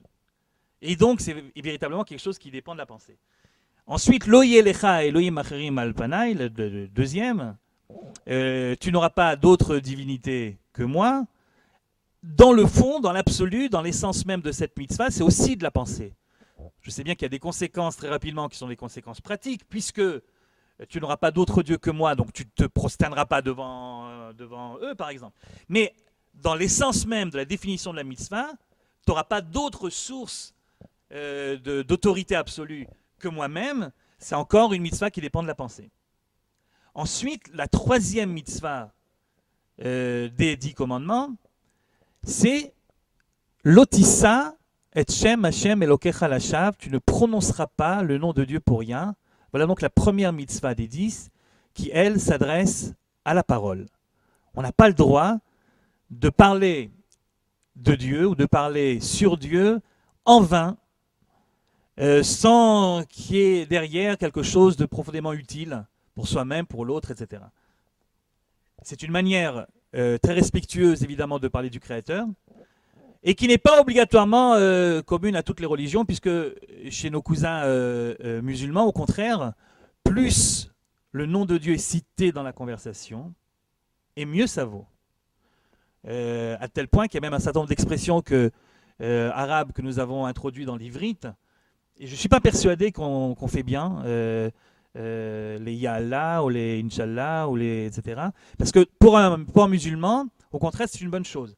Et pour nous, il faut mieux garder cette référence au divin dans les cas où on en a vraiment besoin. Lotissa et Shem Hashem Elokecha Lashav, réserver sa parole uniquement à bon escient. Et ensuite, nous avons 2 mitzvot qui sont des mitzvot qui sont relatives à l'action, à ce que le Rav Sadin appelait donc le nefesh. Il y a le Shabbat et il y a le respect des parents. Ces 2 mitzvot-là ont bien entendu également des répercussions dans d'autres domaines. Le Shabbat, par exemple, il y a des choses à dire, des choses à pas dire, des choses à penser, des choses à pas penser. Mais enfin, dans l'essence même du Shabbat, nous sommes bien d'accord qu'il s'agit d'un certain nombre de choses à faire et surtout à ne pas faire. Et c'est ça qui fait que le Shabbat soit le Shabbat. Donc c'est d'abord une question d'engagement pratique. La même chose pour le respect des parents, que le terme kaved ne nous trompe pas, ne nous induise pas en erreur. Il ne s'agit pas de respecter dans son cœur ses parents. Il s'agit, ouvrez n'importe quel livre de halakha, il s'agit de faire un certain nombre de choses vis-à-vis de ses parents, d'avoir des actions très particulières vis-à-vis d'elles, et c'est comme ça qu'on peut respecter ses parents. Si je les respecte dans mon cœur, mais je ne suis pas à côté pour faire les actions que je suis censé faire à leur égard, je ne peux pas faire la mitzvah. C'est la raison pour laquelle notre ancêtre Yaakov, qui certainement respectait énormément ses parents, quel que soit l'endroit où il se trouvait, lorsqu'il était loin d'eux, et il a eu peur en revenant que Esav, lui, il a pu pratiquer la mitzvah, alors que lui, Yaakov, n'a pas pu la pratiquer. C'est-à-dire que la mitzvah du respect des parents, c'est une mitzvah d'abord pratique, même si elle aussi a des répercussions ensuite également sur la pensée et sur la parole. Donc si je résume, dans la première table, celle des mitzvot entre l'homme et Dieu, l'ordre est le suivant: pensée, pensée, parole, acte, acte. Et si vous regardez l'autre table, on s'aperçoit que c'est le contraire. Ça commence par 3 mitzvot qui s'adressent toutes les 3 à l'action. Ne tue pas, ne commets pas d'adultère et ne vole pas. Ensuite seulement, celle qui nous intéresse ce soir, ne commets pas de faux témoignages, qui est évidemment une mitzvah qui parle du langage. Respecter son langage et ne pas l'utiliser n'importe comment, ne pas l'utiliser pour faire du tort à son prochain. Et enfin, l'otachmod, ne pas envier, ne pas vouloir ce que l'autre a, ne pas convoiter, ce qui est évidemment quelque chose qui a trait à la pensée. Et donc c'est intéressant de constater que l'ordre est inversé lorsqu'on change de table. La raison pour laquelle l'ordre est inversé lorsqu'on change de table, elle est assez évidente également. Lorsqu'il s'agit des mitzvot ben Adam, la makom, et lorsqu'il s'agit de choses qui traitent des relations entre l'homme et Dieu, on commence évidemment dans l'ordre logique, c'est-à-dire l'essentiel d'abord, savoir pouvoir conceptualiser la divinité par rapport à nous, ce qu'elle représente pour nous. Une fois que je l'ai compris, alors on peut me demander également de m'exprimer d'une certaine manière à son égard, et enfin on me demandera de faire un certain nombre d'actes. Mais l'ordre est logique. Ça passe d'abord par la marshava, ensuite par le dibour, et ensuite par le maasé. C'est l'ordre qu'on disait tout à l'heure, du neshama, après ruach, et après seulement nefesh. Qu'est-ce qui se passe dans l'autre table, celle qui gère les relations entre l'homme et son prochain? Pourquoi là-bas, l'ordre est inversé? Parce que là-bas aussi, normalement, ça devrait suivre l'ordre logique. Sauf que là-bas, il y a, si vous voulez, une notion supplémentaire qu'il n'y avait pas dans la première table. Là-bas, il y a l'autre. Et l'autre, il faut le protéger d'abord. Il y a urgence. Il y a urgence. Et lorsqu'il y a urgence, alors l'ordre logique n'est plus tellement important. C'est d'abord ne pas porter atteinte à l'autre au niveau physique. D'ailleurs, vous remarquez que dans les 3 premières, qui sont toutes les 3 des mitzvot qui ont trait à l'acte, il y a évidemment une progression. Ne lui prends pas sa vie, d'abord et avant tout. C'est le pire de ce que tu peux faire. Si jamais tu lui prends sa vie, tu n'as plus grand-chose à faire après pour réparer ça, si ce n'est faire Kaddish sur sa tombe, mais je ne sais pas dans quelle mesure ça l'arrange post-mortem. C'est-à-dire, il y a d'abord la protection de la vie qui est le plus important. Ensuite, protection de son intimité. Alors, ce n'est pas exactement sa vie, mais presque. Donc, l'interdiction de l'adultère. Et ensuite seulement, l'otignov, ne pas lui prendre quelque chose, c'est-à-dire, ce n'est pas vraiment sa vie, c'est pas vraiment son intimité, c'est quelque chose qui est déjà extérieur à lui, mais ça aussi c'est interdit. Donc dans les trois, il s'agit évidemment d'actes, du pire au moins pire, mais c'est des actes qui servent à protéger d'abord autrui. Une fois que tu t'es habitué à cela, je peux te demander également de faire attention, de maîtriser aussi ton langage. Parce que maîtriser son langage, c'est bien plus important que de maîtriser ses actes, mais c'est bien plus important pour toi-même. Mais pour l'autre, le fait que tu ne comprennes pas vraiment jusqu'au bout pourquoi est-ce que tu dois le protéger, ce n'est pas le problème. Protège-le d'abord, que tu comprennes ou pas. Il y a urgence à le protéger. Après, une fois que tu as compris ça, je peux te demander également de maîtriser ton langage. Et enfin seulement, je peux te demander également de maîtriser ta pensée vis-à-vis d'autrui, même si, et là je rejoins absolument le Rav Sadine, même si finalement c'est le plus important. Le lot Ahmad, c'est évidemment le plus important. Mais je ne peux pas attendre que tu aies bien compris le lot Ahmad avant de te demander d'en tirer les conséquences qui s'imposent. Puisque tu ne convoites pas, donc tu ne lui diras pas de mal de lui, et donc tu ne lui prendras pas sa femme, ni ses biens, etc. Non, non, d'abord tu ne lui prends rien.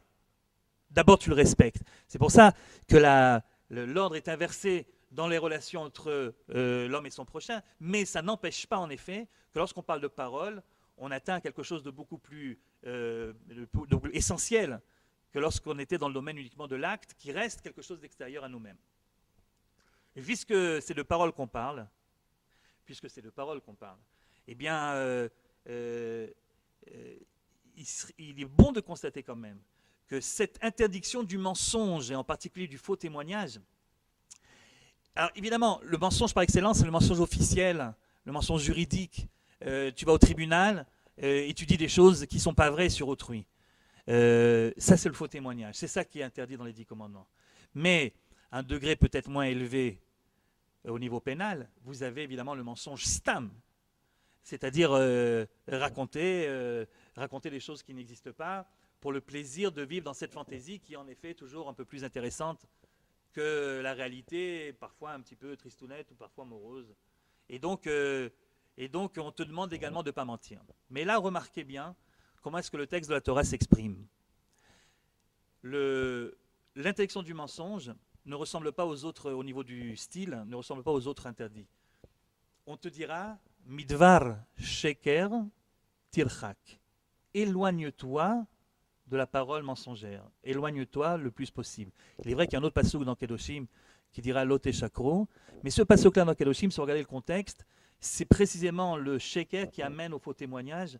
Et on parle ici d'une parole mensongère qui est utilisée juridiquement contre quelqu'un d'autre. Et là, il faut être très précis, il ne faut pas mentir du tout. Mais dans la vie de tous les jours, lorsqu'on dit ne mens pas, au lieu de dire de manière très claire et très nette ne mens pas, on te dira éloigne-toi du mensonge. Midvar sheker tirchak, éloigne-toi du mensonge. Et il me semble, on peut interpréter ça de plusieurs manières, mais il me semble qu'il y a ici une certaine reconnaissance de la Torah, de l'incapacité que nous avons réellement à vivre uniquement dans un monde de vérité.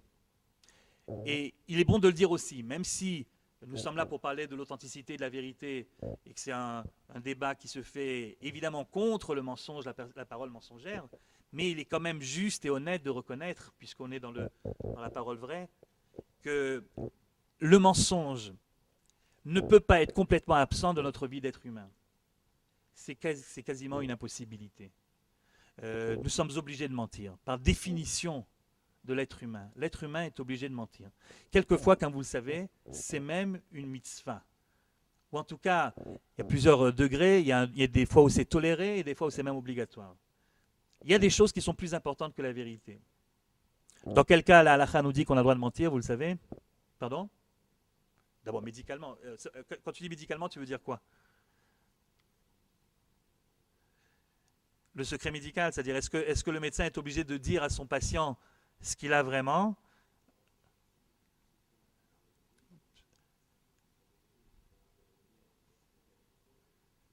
Voilà. Quand la lumière est trop forte, quand la lumière de la vérité est trop forte, elle peut provoquer des dégâts qui sont après pires que si tu étais resté dans le mensonge. Alors évidemment, c'est très délicat ce que je suis en train de dire là. Il faut savoir le manipuler, c'est des choses qu'on ne dit pas d'habitude, parce qu'il vaut mieux éduquer finalement les gens, bien sûr, à mentir le moins possible. Mais enfin, il faut quand même être conscient, puis ici on est un petit comité, personne ne nous filme, ça reste entre nous. Il faut quand même être conscient qu'il y a des paroles mensongères qui sont non seulement tolérées, mais voire obligatoires. Et la halakha nous en dresse une liste. Par exemple, tout le monde sait que mentir pour faire le shalom entre les gens, non seulement c'est pas interdit, c'est même recommandé.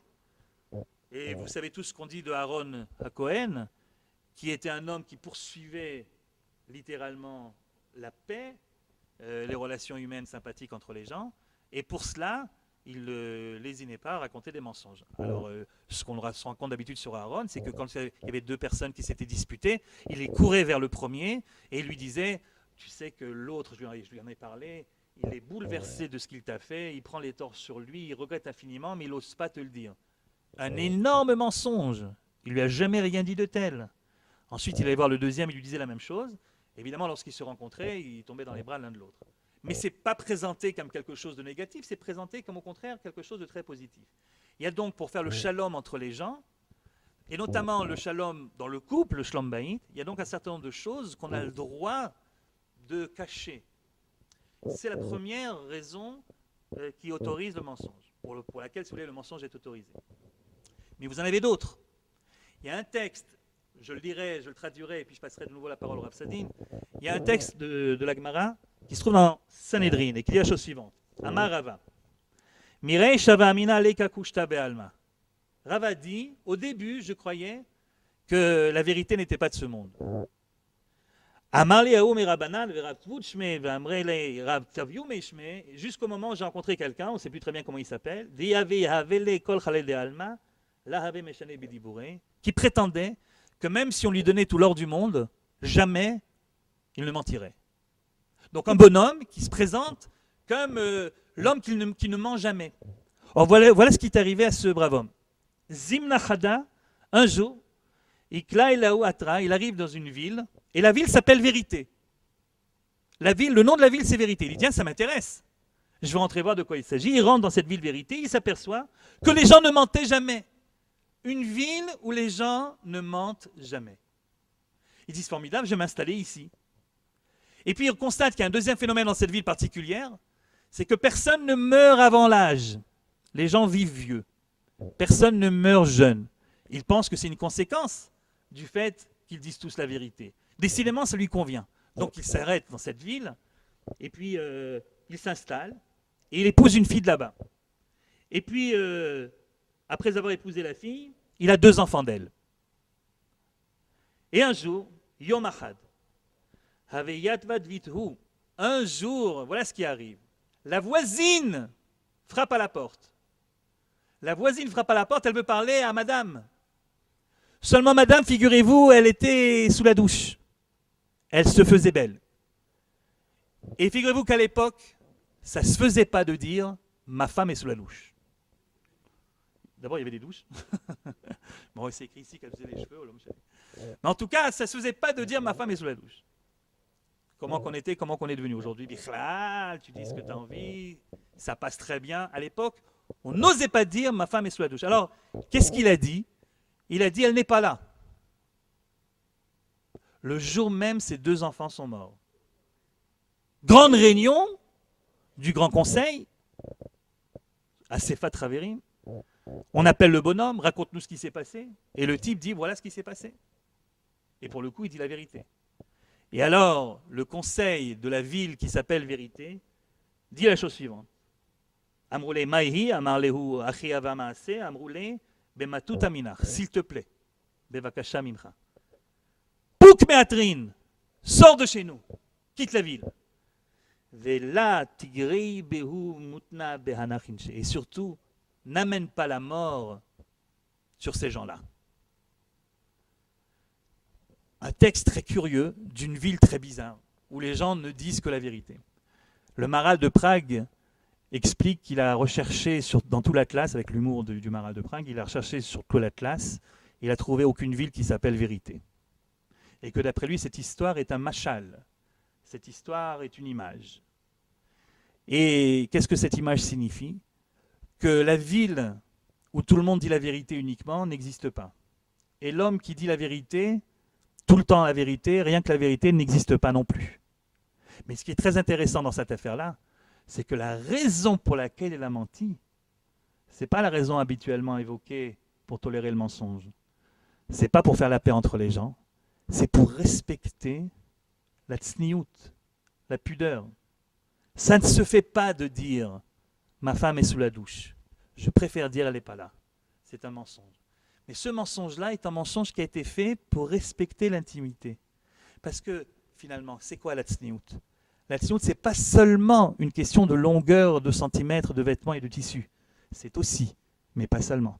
La tsniout, c'est également cette idée que chacun d'entre nous, homme comme femme d'ailleurs, chacun d'entre nous a un petit territoire privé bien à nous, un petit shetar prati, bien à nous, que nous voulons et que nous devons protéger, et que nous laissons personne voir ce qui se passe à l'intérieur.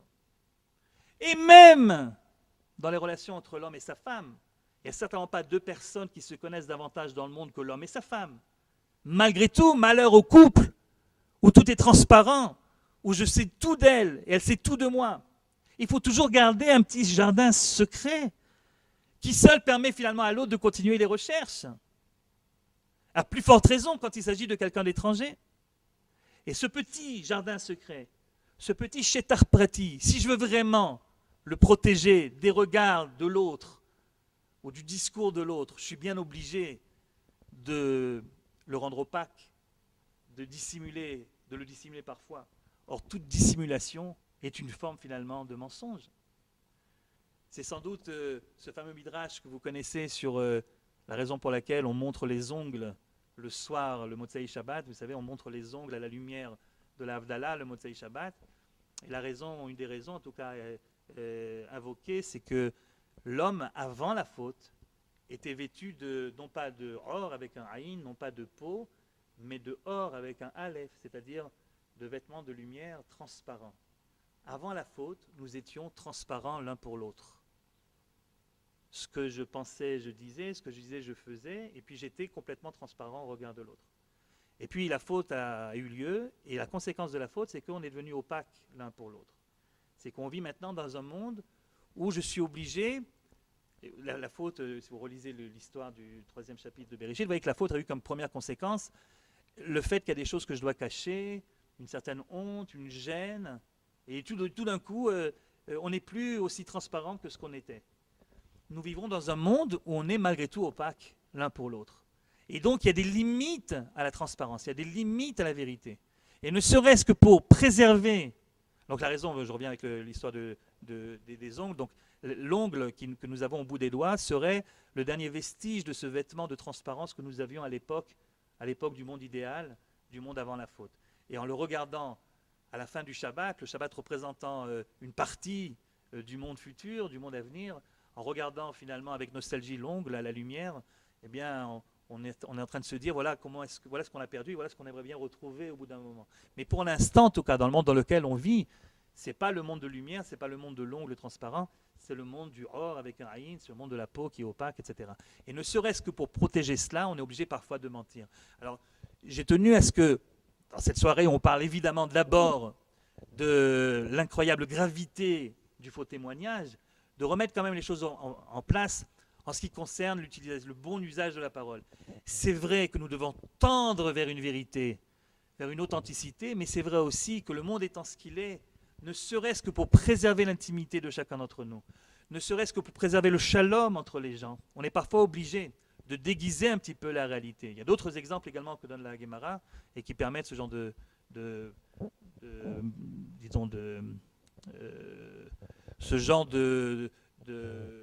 je cherche le mot,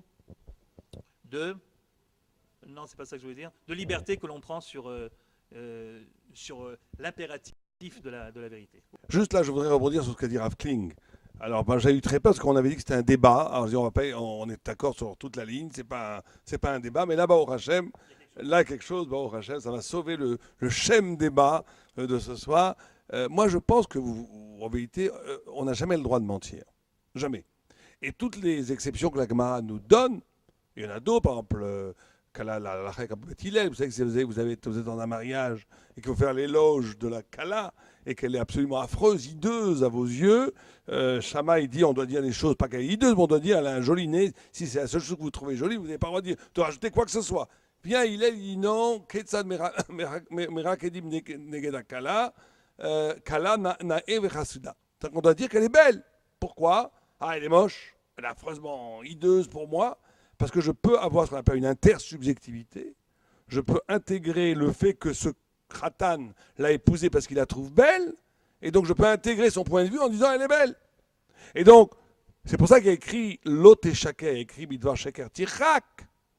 Parce qu'en vérité, la relation à l'autre est constitutive de la vérité. Autant que l'énoncé véridique ou fallacieux que j'exprime. Par exemple, l'exemple que vous avez donné d'un médecin qui doit annoncer, Dieu préserve, l'eau allez-nous, une maladie mortelle à un patient, s'il sait qu'en disant, en annonçant cette maladie, il va le tuer, en disant la vérité, en vérité, il profère un mensonge, parce qu'il profane et il détruit la relation d'homme à homme qu'il a avec son patient. Et donc, il est plus véridique de dire, c'est une autre, ce que je veux dire, je pense qu'on est d'accord, c'est ce qui est appelé, ce que effectivement la halakha permet des fois de ne pas restituer l'exactitude des faits qui se sont passés pour des considérations de shalom ou de pikuar nefesh ou de santé ou de shlombait, etc., etc. Mais c'est pas qu'on donne une permission au mensonge à ce moment-là. C'est qu'on instaure une relation avec l'autre véridique dont la vérité de la relationnelle est plus puissante que la vérité de l'énoncé. Et donc c'est une autre forme de vérité, on va dire. Et on fera peut-être les questions en 5 minutes. Moi, j'en ai pour 5 minutes et après, je vais conclure. Je donnerai la conclusion parce que j'ai commencé à Avklink et après, on prendra 5 minutes pour poser des questions. Donc, je voudrais finir sur un dernier aspect du témoignage et du faux témoignage. Vous savez qu'il y a quelque chose de tout très, très singulier dans la loi juive qu'il s'appelle Ve'asitem lahem, Ve'asitem lo kasher zamam. Edim zomemim. C'est-à-dire que si des témoins font un faux témoignage, et que deux autres témoins viennent et disent vous n'avez pas pu témoigner que Rouven a tué Shimon à Yafo hier à 2h d'après-midi, puisqu'hier à 2h d'après-midi vous étiez avec nous à Jérusalem, à la même heure. Donc ils sont pris en flagrant délit de faux témoignage. À ce moment-là, la loi elle est quoi? Elle est variable. On va leur donner exactement ce qu'ils ont voulu faire à l'autre.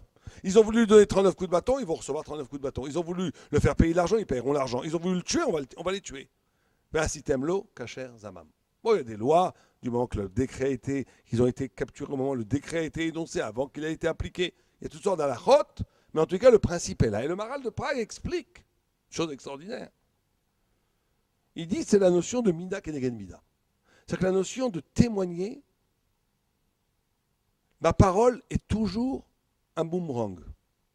Ce que j'exprime, la façon dont je témoigne de l'existence, la façon dont j'ai une relation au monde par la parole, il faut savoir, en d'autres termes, que la parole façonne le monde dans lequel je vis. Quelqu'un qui parle positivement du monde, il va générer une vie positive autour de lui. Quelqu'un qui témoigne de façon heureuse, de façon positive autour de lui, il va créer autour de lui des dynamiques positives qui vont revenir vers lui. Kasher Zamam. Quand quelqu'un est toujours critique, toujours étroit, toujours à témoigner de la faiblesse qu'il y a chez l'autre, qui n'est pas dans les kafsrout, qui voit le problème qu'il y a chez les autres, et qui ne voit pas la grandeur du peuple d'Israël, la beauté du peuple juif, et de la beauté des gens qui nous entourent. Il témoigne positivement. Le positif lui revient. S'il témoigne négativement, le négatif lui revient. C'est comme ça. Mida keneged mida. J'avais un Rav, un de mes Rav, Zimmerman, qui est un immense Talmid Chacham, qui disait que la mida la plus effective qu'il avait vue dans sa vie, c'était cette mida keneged mida. Mesure pour mesure. La façon dont tu es, la vie agit par rapport à toi. Et dans le témoignage, c'est la mesure même de la punition du faux témoignage, c'est de te remettre dans la figure, en quelque sorte, ce que tu as voulu faire. Et là, il y a une chose, je finirai avec ça, je conclurai avec ça pour ce soir, et je laisserai après Rav Klin conclure le débat. Vous savez qu'il y a un Rambam fascinant dans Moreh Nevuchim qui dit, une grande discussion phénoménale, philosophiquement parlant, entre Maïmonide et Nachmanide. À savoir, est-ce que Dieu agit partout? Est-ce que l'omnipotence, on dit en français, de Dieu est absolue? Par exemple, si je prends ce stylo et que je le jette en l'air, il va retomber. Vous êtes d'accord? Bon. Est-ce que ce mouvement de chute du stylo est fait par Dieu? Ou pas? Ou c'est la gravitation universelle?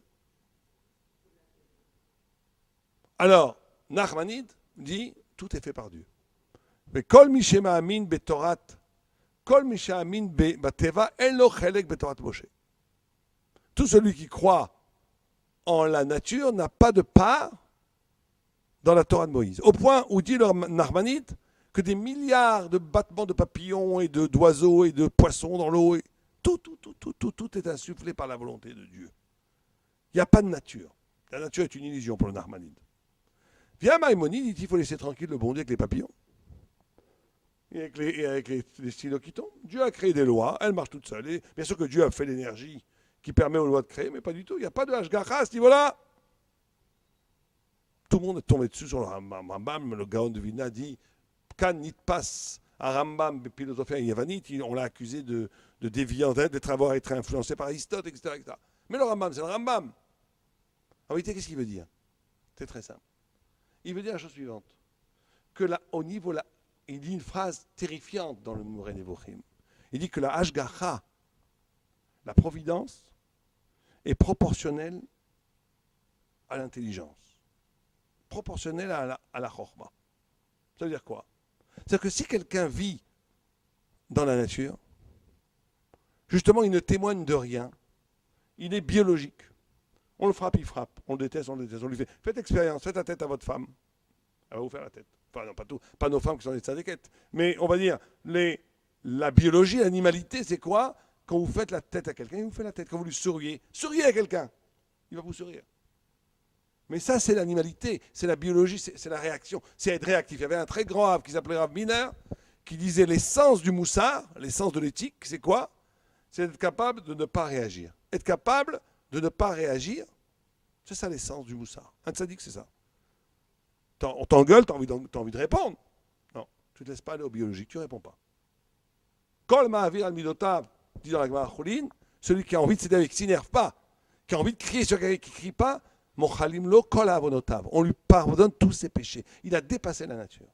En d'autres termes, si un homme est dans la nature, mida keneged mida, il est soumis au déterminisme de la nature pour le Rambam, pour Maïmonide. Il n'y a pas d'intervention divine, il n'y a pas. Ou plutôt elle est collective, ce qu'on appelle Hashgacha Klalit. Il y a une intervention divine dans les lois de la nature. Mais il ne s'occupe pas personnellement de toi. Quand quelqu'un est capable de faire un acte qui n'est pas lié à ses intérêts biologiques, quand quelqu'un est capable de faire un acte qui est purement un pur témoignage de la vérité, je le fais parce que c'est bien de le faire, parce que Dieu veut que je le fasse. Imaginez quelqu'un qui est fatigué, qui rentre chez lui, qui a envie de prendre une bonne douche, prendre un thé, qui a envie de se reposer, tout à coup, au meilleur moment où il va aller écouter un peu de musique pour aller dormir, on frappe à la porte. Il ouvre la porte, c'est le voisin qui est un embêtant, je ne vais pas dire de gros mots, qui raconte toujours, mais qui a besoin de moi. Mais il ne va rien m'apporter, il ne peut m'apporter que des ennuis, ce bonhomme. Rien. Et il y a une petite voix en moi qui dit, va des rétro satanas. La nature me dit, ça va-t'en, monsieur, revenez demain, je ne peux pas, je suis trop fatigué, poup, vous avez le droit. Mais là, vous êtes dans la nature. Il ne faut pas attendre de miracle. Mais si à un moment on dit, c'est un juif, c'est un homme, il a besoin d'aide, j'ouvre la porte contre mon intérêt et je l'assois et je l'écoute. 1 minute, 2 minutes, 10 minutes, un quart d'heure, je lui sers un thé. Je fais quelque chose juste parce que je témoigne que ce n'est pas moi le centre. Le centre, c'est la volonté de Dieu et Dieu veut que je fasse ça.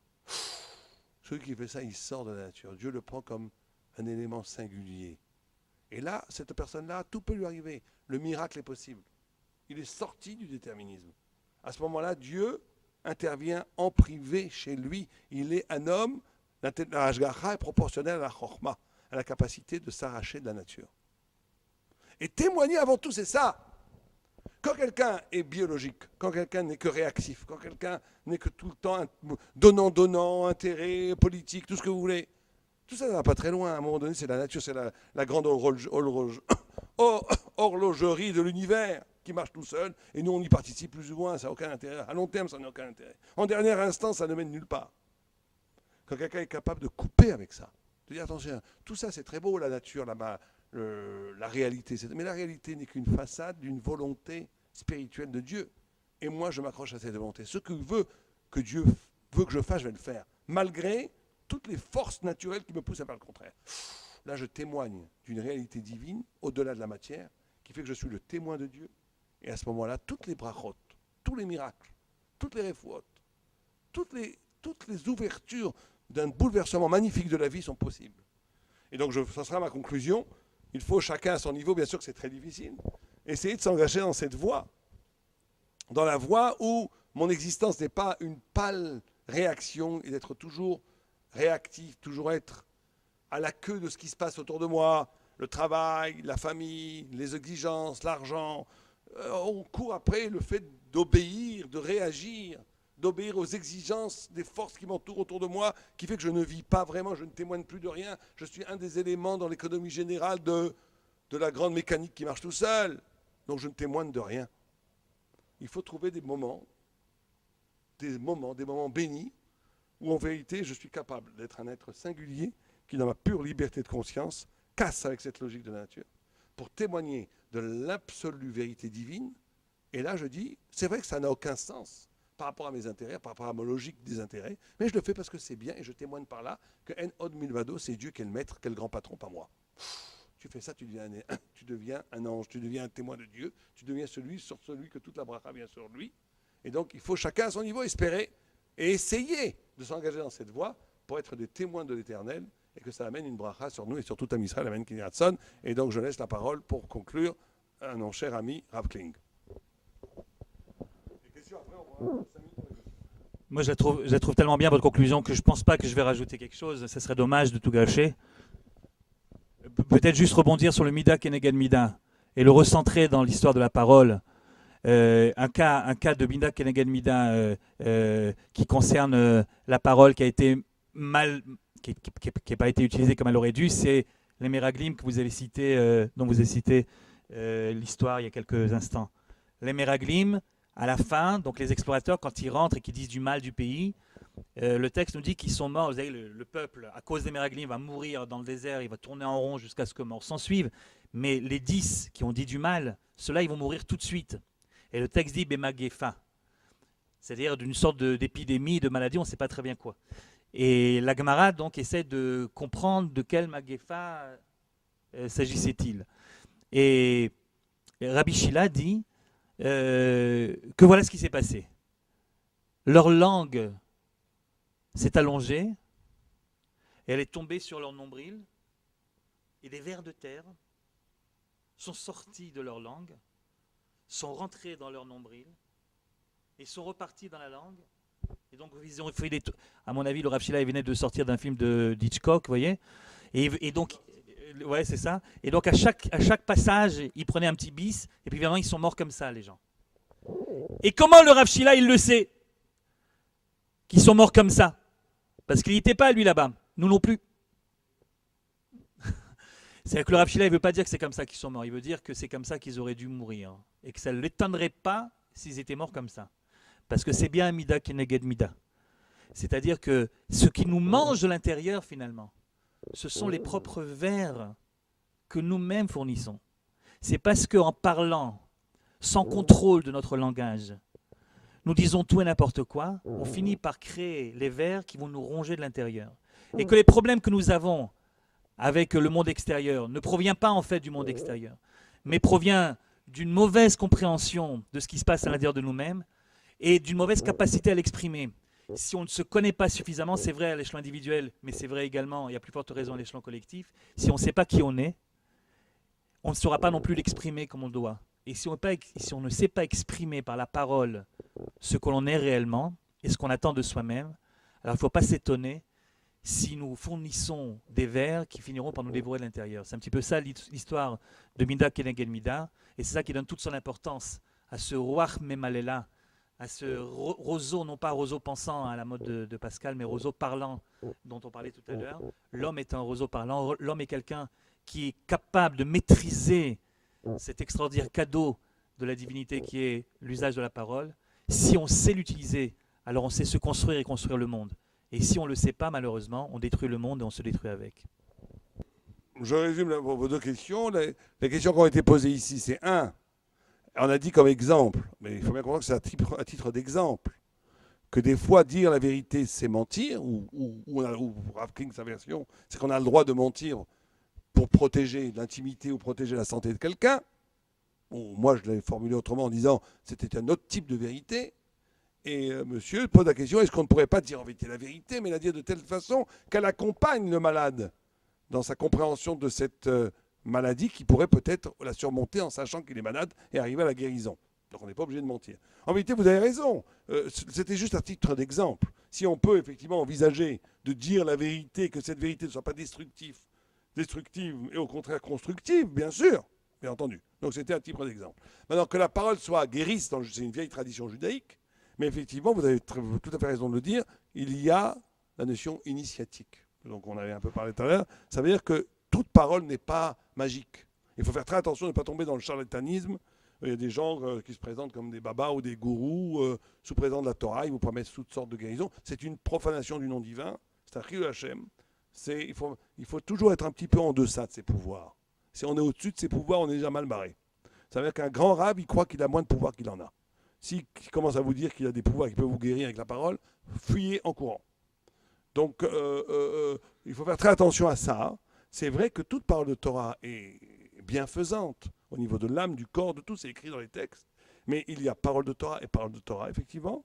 Et de la même façon qu'il y a des niveaux dans les idées de la Torah, il y a des niveaux d'intensité, de vérité dans l'étude de la Torah, il y a bien entendu des niveaux différents d'intensité. Moi, j'ai entendu des phrases tout à fait banales, dites par des grands rabbins. Pour moi, c'était des chidouches extraordinaires. Parce que c'était des nouveautés extraordinaires. Parce qu'il les disait.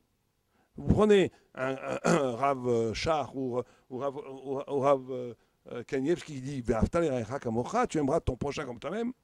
Il va le dire avec une intensité dans la voix, une force de conviction, une vérité spirituelle qui va ouvrir des perceptions que je n'avais pas compris avant. Mais il dit la même phrase que quelqu'un qui va dire banalement aime ton prochain comme toi-même. Et donc, effectivement, une parole de Torah il y a toute une variation qui va de la possibilité de faire revivre les morts avec une parole de Torah, ou une parole qui est inscrite dans la banalité de la parole et qui ne fera aucun affect dans la réalité. Et entre les deux, il y a effectivement la capacité d'une parole d'apaisement, de shalom et même de guérison. À nous qu'on arrive dans l'élévation d'une parole qui fait, sur ces bonnes paroles, une parole qui a un affect qui peut faire du bien aux gens autour de nous. Amen. Et on remercie Shimshon pour son invitation.